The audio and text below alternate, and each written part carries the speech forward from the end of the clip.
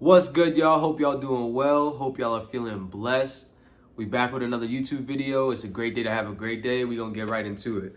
Today I wanted to chop it up with y'all and discuss ways to assess progress and movement. There's a broad kind of way of going about it, and then we'll get a little bit more specific. I got a board with me just so I can remember to hit certain points. So if you see me referring, that's why. But the first part to assessing is, first of all, it's dependent on you and your goal. If I'm working with a client, I can have an idea of whatever movement patterns or things that we could work through that are going to benefit them, but it's not about me, it's about you. If I know that they can, get conducive results to doing science evidence based things like a push, a pull, a squat, a lunge, a hinge, a carry, cool.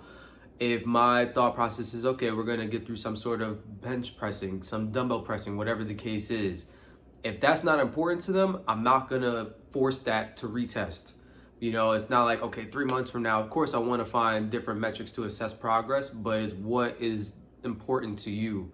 That is gonna always trump everything. So whether it's a coach to a client or even you're the client yourself and you're trying to figure out how to assess, what's important to you? What do you want to look back at a day from now, a week from now, a month from now, 3 months from now, and be like, ooh, that's like a thing for me, a pillar, a pain point that I'm like, ooh, I'm glad that I overcame that or I grew in that area. So number one is dependent on you and your goal. Second thing is, now that you figured out what's important to you, if you do want to assess it 60 days, 90 days, then figure out what that thing is to retest. There's so many different ways that we'll get into later, but pick a date. It could be a month from now, it could be 60 days, 90 days, it could be 6 months later. But I would say definitely it's gonna just keep you accountable, because now you know, okay, I have that date locked in and I either am putting in the work to do what I want to do or see the outcome that I want to see, or I'm not. So that would be the second thing, is set a date to retest. The third thing would be, it's going to be a little contradictory to the last point, but it also is very true and very fair, especially from like a coach's eye and perspective. Assessing is every day. Sometimes we are just hyper focused or fixated on that 3 month time block or 6 month block down the road. But you also have to understand assessing is every day, from readiness to your energy levels to how you're recovering to movement proficiency, how you're starting to acquire certain skills and coordination throughout the movements that you're being given and things that you're doing. Assessing is every day. So don't lose sight of that as well. I think that's something that's important that can get lost sometimes in translation is, you're just letting things kind of go through the motion and just go on a whim. And it's like, nope, you got to track these things daily, because over time they're going to accumulate and compound. And when you get to that retest date, those are moments and days that you could have been paying attention to actually see whether you're going to be closer to the goal that you said you were going to be, or if you are much further. So that would be the third thing. And then the fourth thing, we're running right through them. I can give a little bit more specific as far as examples. I would say typical ones would be waist circumference. It could even be measuring limbs, your quads. It could be your biceps, whatever the case is. It can be simple things like body fat percentage, seeing that over time, seeing weight, either loss or gain. Ones that aren't always a thing unless you're in more of the rehab or clinician side of things is like mobility and range of motion. I think sometimes people automatically think, man, I'm tight in this area and I need to just start stretching. Some people generally just don't have a foundation of strength training, and with just quality strength training and increasing in load, and that load being able to get you in certain positions over time, that can even get you mobility and range of motion gains as well. So being able to see that throughout a duration of time is important as well. The standard ones for strength and conditioning, things of that nature, whether it's like a 1 rep max, a 3 rep max, a 5 rep max, 10 rep max, whatever it is. Sometimes it could be on the higher end, like 20 or 30 reps of a certain movement. Typical movements would be like a squat, a bench, a deadlift. But again, whatever is important to you. For you, that could be a pull-up. For somebody else, maybe on the athletic side, that could be a 5-10-5. It could be a shuttle drill. It could be a 40-yard dash, whatever the case is, being able to see, okay, this is where we're at baseline. This is where we are right now. So I would look at it like that as far as from the specifics. And throughout the journey, like I said, even in the previous point, looking at the readiness, looking at those things throughout the days, throughout the weeks. And as far as retesting and like a specific assessment, it could be to a set date that you agree upon with yourself or from a coach to the client. So that's kind of how I would frame how you can assess. Piggybacking on assessing and looking at certain things that aren't just metric based on the day-to-day is important, because let's say you have that goal in mind of that 3 month or 6 month down the road of where you're trying to be. But if you can sense the readiness and energy and things of that nature and the recovery is not going in the direction that you wanted to, that can already help you divert from that plan to work with the plan that's going to get them on the trajectory to achieve that result.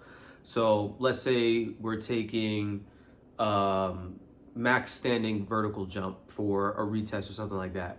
Well, if I notice that we're running into a couple days, now a week, a couple weeks, and we're rapidly declining when we test it, obviously something that powerful, we're probably not testing out every single day.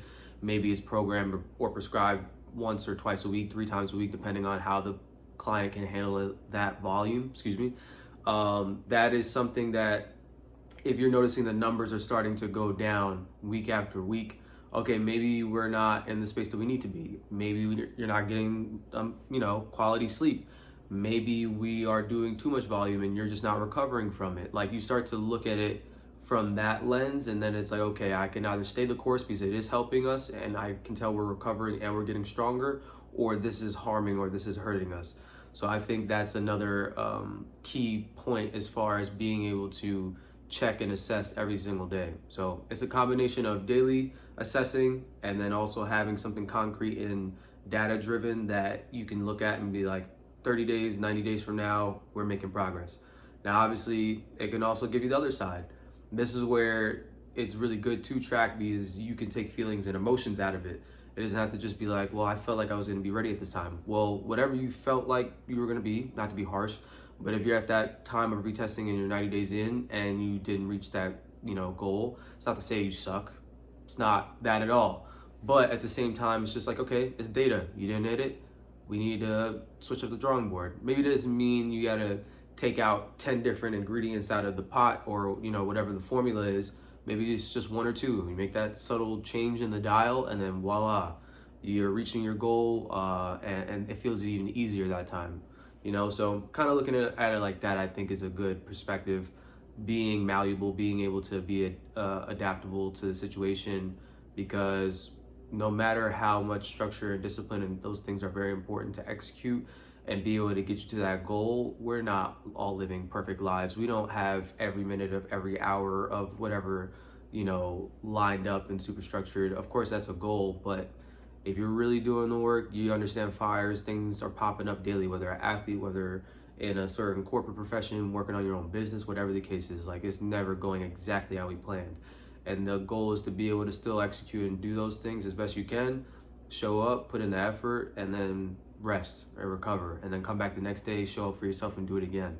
So being able to know that, hey, you had this on paper and this is exactly what you wanted to do, and if we do these and we stack as many of these days, it's going to benefit us, sure.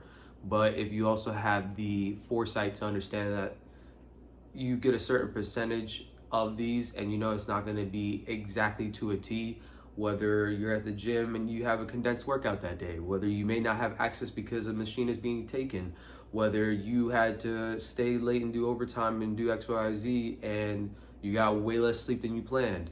Now, you can still show up, and I've had some of those days, clients have had some of those days where they PR. They do retest and they're like, yeah, and I'm not gonna lie, like, I tried to fuel right, I tried to get the sleep, and I didn't either. And then they show up and they do better than they ever have. So those happen too. It's not just to say you got to completely divert from that just off of a feeling. Sometimes you could just have that adrenaline, have that mind over matter, and knock it out.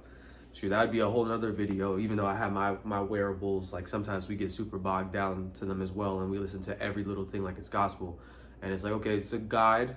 It gives some decent feedback, but there's gonna always be some standard error with all of these things. So utilize it.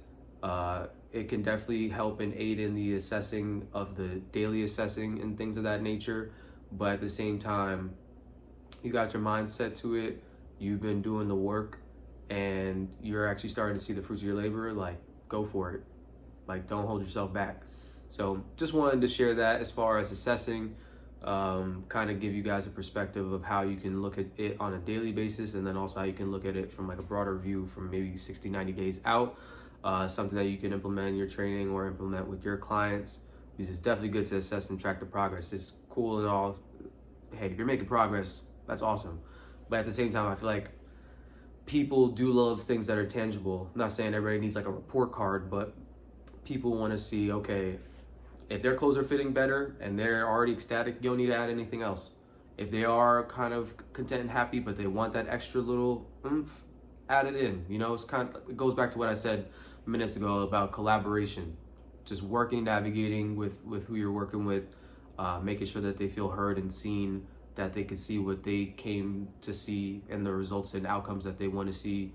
And that's it. That's how you create long-lasting change. That's how you can monitor progress. That's how you can feel engaged in the process and you're striving and aiming for something. So that's all I got for today. Like, comment, subscribe. We're going to go into some other great topics coming pretty soon. I'm going to catch y'all next time. Peace.